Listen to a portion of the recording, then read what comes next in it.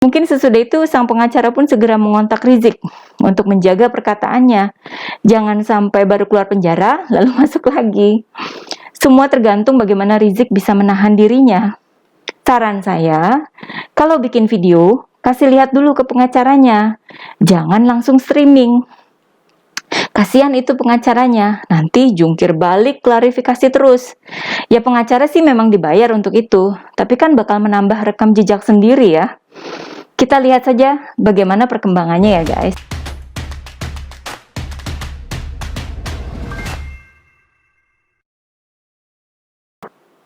Hai guys, jumpa lagi dengan saya, Nina Nur. Bersama-sama kita akan mengulik dunia politik dengan awas, waras, dan cerdas. Rizik Syihab sudah keluar dari jeruji besi. Mari bersama-sama kita mencermati pernyataan pertama Rizik pasca bebas bersyarat. Selasa malam lalu, beredar berita yang berpotensi jadi breaking news. Sebuah media memberitakannya menjelang tengah malam, yakni kabar bebasnya Rizik besok harinya.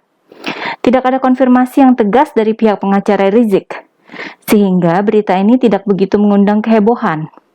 Beda dengan besok harinya, ketika Rizik beneran bebas bersyarat, jadi breaking news di berbagai media. Namun tidak seperti biasanya. Biasanya kan gini ya, kejadian terkait hukum yang terjadi pada Rizik seperti masuk tahanan dan persidangan, apalagi keluar penjara, bakal dihebohkan dengan kehadiran para pendukungnya, macam demo gitu. Menunjukkan betapa banyak massa pendukung Rizik. Walaupun kalau dihitung ya paling juga nggak sampai 1 RW di Petamburan ya. Hebohnya aja yang sengaja dibikin semaksimal mungkin. Akhirnya memang diakui oleh Rizik bahwa dia sengaja tidak mengumumkan pembebasan bersyarat itu. Disebut Rizik ada prosedur-prosedur yang sangat sensitif yang harus dijalani, yang sangat berpengaruh pada pembebasan bersyaratnya. Salah sedikit saja, pembebasan bersyarat itu bisa batal. Oleh sebab itu, pihak Rizik sangat menjaga prosedur perjalanannya dari menit ke menit. Jangan sampai dalam pembebasan bersyarat ini, belum apa-apa pihak Rizik sudah melakukan pelanggaran, gitu katanya. Hal serupa juga ditegaskan oleh Kementerian Hukum dan HAM, Kemenkumham ya. Rizik disebut wajib mengikuti bimbingan dari Balai Pemasyarakatan Jakarta Pusat, termasuk harus melakukan wajib lapor. Rizik juga harus mengikuti aturan yang ada. Tidak boleh melakukan kegiatan meresahkan masyarakat yang berujung pada ancaman pidana. Jika hal itu dilanggar, hak pembebasan bersyaratnya dapat dicabut. Perlu diketahui juga bahwa masa percobaan Rizik baru akan habis pada tanggal 10 Juni 2024. Rizik sendiri juga memaparkan dengan jelas berbagai kewajiban yang harus dia taati untuk mempertahankan status bebas bersyarat ini. Rizik menyebut dirinya sebagai tahanan kota.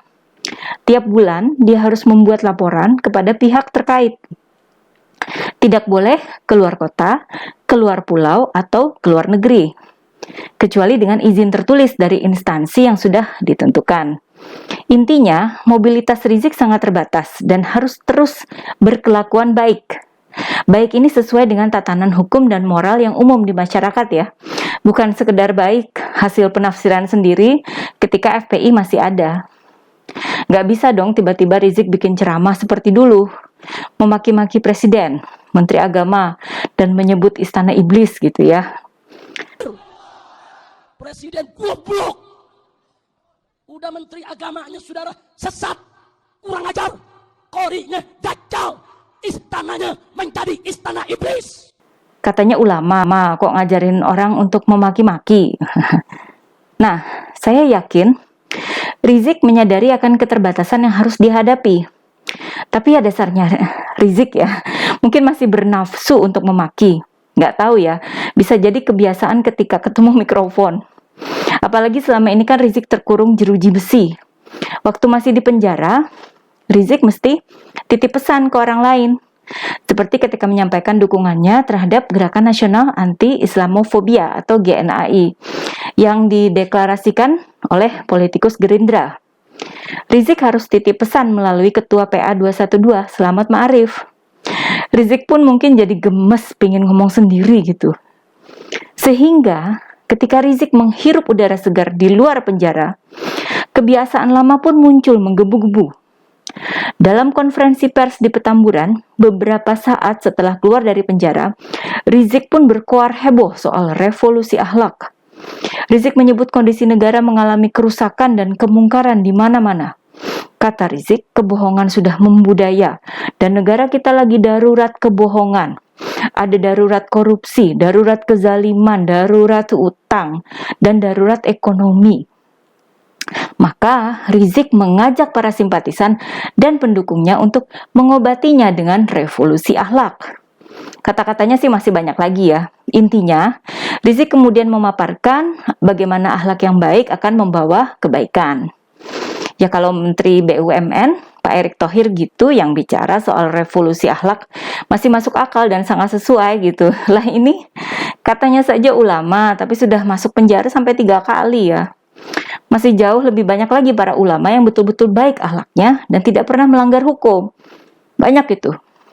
Wajar jika mereka itu menyerukan revolusi akhlak. Sementara Rizik bicara soal sejarah lahirnya revolusi akhlak sendiri, ada hal blunder yang tidak boleh kita lupakan. Waktu itu, pada tahun 2020, kata revolusi digaungkan ketika FPI ikut berdemo menolak Omnibus Law, Undang-Undang Cipta Kerja ya.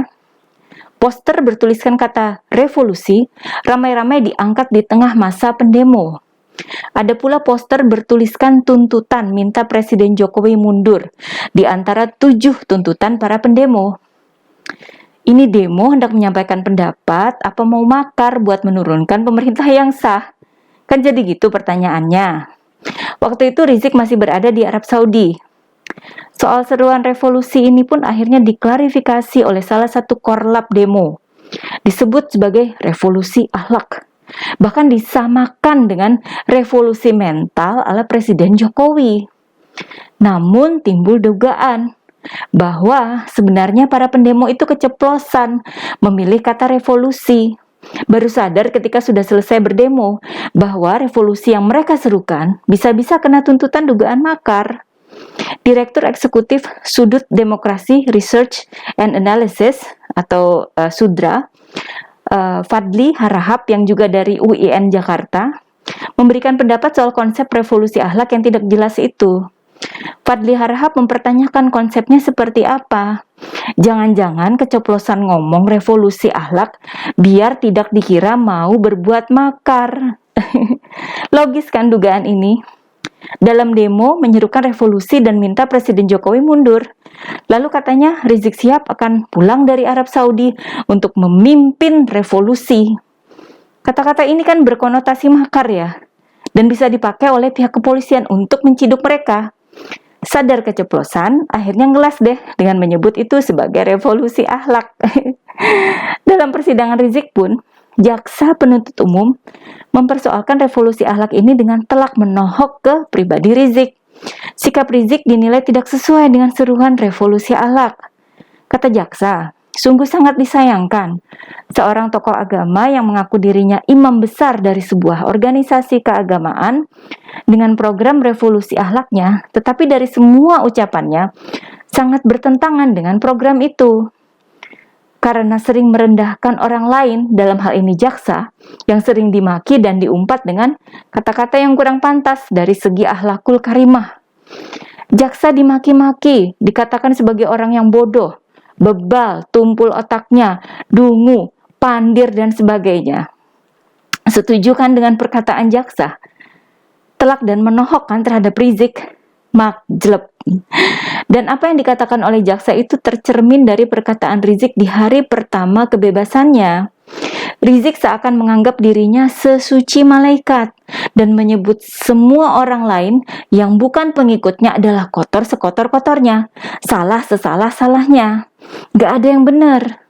Yang ngurus ekonomi salah semua, yang berutang salah semua.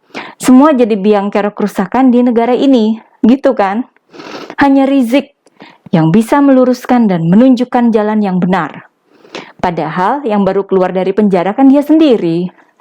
Saya yakin pengacara Rizik paham akan blundernya seruan revolusi akhlak ini. Bakal membahayakan status bebas bersyarat.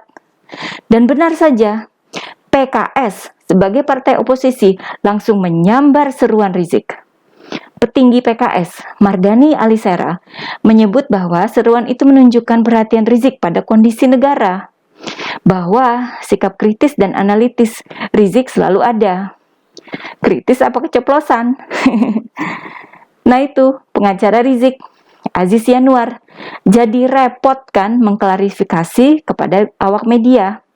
Aziz menjelaskan bahwa semua itu adalah kalimat dakwah, ditujukan umum bukan ke pribadi, apalagi ke institusi katanya. Sementara kebohongan yang dimaksud Rizik menurut Aziz dimaksudkan ke siapapun yang sering berbohong dan tidak ada tendensi ke pribadi seseorang manapun. Bahkan kepada salah satu media, cnnindonesia.com, Aziz menegaskan bahwa perkataan Rizik itu tidak untuk diinterpretasikan secara meluas dan tidak ditujukan ke Presiden Jokowi. Waduh, sampai kelimpungan gitu ya, menjelaskan kemana-mana. Mungkin sesudah itu sang pengacara pun segera mengontak Rizik untuk menjaga perkataannya. Jangan sampai baru keluar penjara lalu masuk lagi. Semua tergantung bagaimana Rizik bisa menahan dirinya. Saran saya, kalau bikin video, kasih lihat dulu ke pengacaranya. Jangan langsung streaming. Kasihan itu pengacaranya, nanti jungkir balik klarifikasi terus. Ya pengacara sih memang dibayar untuk itu, tapi kan bakal menambah rekam jejak sendiri ya. Kita lihat saja bagaimana perkembangannya ya guys. Selalu dari Kura-Kura.